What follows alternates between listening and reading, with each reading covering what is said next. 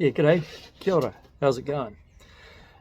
Last week I went camping, went out with my kids for a couple of nights, well, one night, sorry, and the weather wasn't so good on the first night we were planning to go, so didn't get to build this wee project out in the field like I was hoping.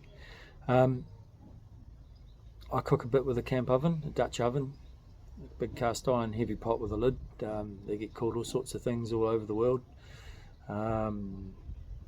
But one thing I find is when I put the coals on the lid, it's quite hard to get them all out, which means that when you lift the lid off, sometimes you end up with coals in your food. Not so good if it's a nice meal and you've got all those crunchy coals mixed up amongst it. So I thought what I'd make was a brush for flicking the coals off, so I could keep my dinner coal free. And what I'm going to make it out of is Harakeke, or New Zealand flax. These stems are a bit dry because I picked them to use them last week. And I'll tell you what, them being a bit dry is probably going to make this work quite well, because they're dry they'll have shrunk. And what my first step in processing this stuff is going to do is make it have a lot more surface area, so it's going to dry a lot more. So I've got 1, 2, 3, 4, 5, 6, 7, 8 leaves of Harakeke. They're all about my fingertip, this arm is outstretched fingertip, so they're over 1.5 long, about 1.6 meters long. And what I want to do is split them up. I want to split them into strands that are about the same thickness, and yeah, there's a few ways to do that. The thing that I find works best is just a fork. This is just a standard kitchen fork. I've done no modifications to it.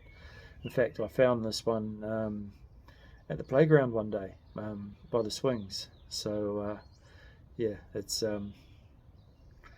if it's yours, hit me up and I'll organise getting it back to you if you can tell me what park you lost it in.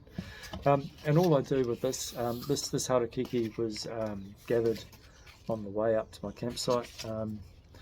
There is a wee bit of tikanga, or cultural practices regarding gathering Harakeke or flax. There's a few things, but just off the top of my head, a few things that we need to be aware of is the fact that this is a valuable resource, a taonga, and so we treat it as such. We only gather Harakeke during the day. We cut it a particular way, and we cut particular strands or off the plant. We don't pick the young developing ones, the babies, the parents, and so on. If you're interested to know more about that, I can post a link if you ask to practices with gathering Harakeke. It's normal to thank Tane Mahuta, the Maori god of the forest, for the resource, and any bits you don't use we return back to underneath the parent plant, so as they break down they can provide resources back to the plant.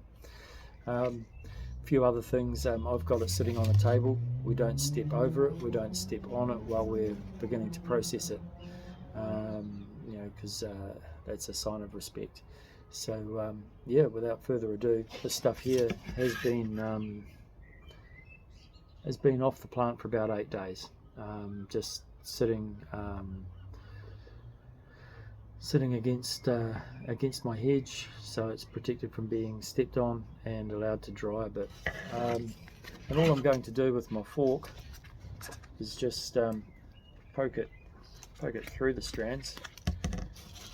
Just get my bit of cardboard, poke it through the strand, and then drag it through.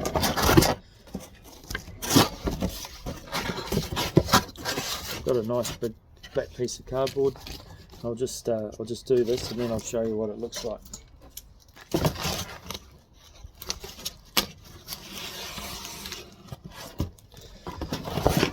So what I end up with is a whole lot of strands of the same thickness, and I can just peel them off the plant until I get a good pile of them. Now if I was making cordage out of this, I'd have done this while it was still fresh and scraped it to just expose the muka or the fibres, but this is not going to be used to make cordage or string, so I want the fibres to be nice and thick and strong. I'll keep going. I've done about 1/3 of a leaf here. I'll keep going and get it all, and then I'll come back to you and show you the next step. Right, well I'm back. It took about 15 minutes and I've ended up with this big bunch of Harakeke fibres. I will be whipping these together with Harakeke cord, but I was thinking, in the interest of durability, what I'm going to do is tie this up and let it dry for a week or so. As it dries, it'll shrink and harden, and then once it's hard and dry, then I can think about making some cord out of the muka, out of the fibre of some fresh harakeke. The reason I'm waiting for that is once this is dried and shrunk a bit, then when I make the fibre, make the cord and wrap that whip that around this as tight as I can out of fresh wet harakeke cordage, then when it dries it's going to shrink and pull up even tighter, creating a more durable tool. But while this is flexible, I do want to bend it, so I'm going to split this into several smaller bundles like so, and then I'm just going to bend it so I can bend them all individually. Okay, the idea is that I'm wanting a brush with a handle on it and bristles about this long, so I could even go up and bend it again so that I end up with a piece approximately as long as my brush is going to be. And that's probably enough for one brush. I might put a bit more in there just to make it a bit more brushy, so I may have enough here for two. So I'm going to bend it here, and then I'm going to bend it back there. So I've got a second bundle and add it to my first one.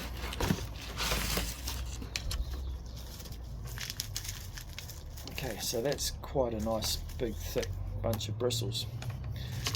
And then to store it, I'm just going to get one of my pieces of fibre, and I'm just going to tie a clove hitch around the top of it. So a clove hitch, we go around once, we go around twice, and we get this cross forming, and then all we do is we poke our third wrap under the cross and pull it up tight. So we end up with this knot here, and when we pull that tight, it's not quite a constrictor knot, we can untie it, but we can lock it off with a granny knot on top,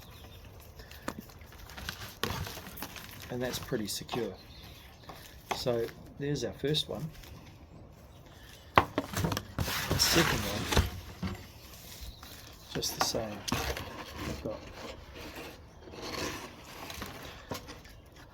a strand here I've saved to tie it off. I'm going to fold it over.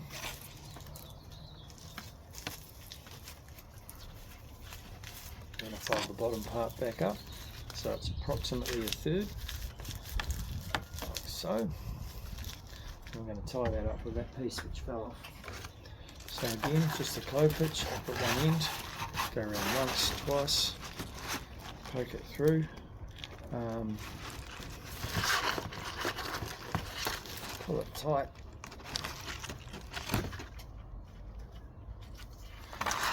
and then just lock it off with a granny knot.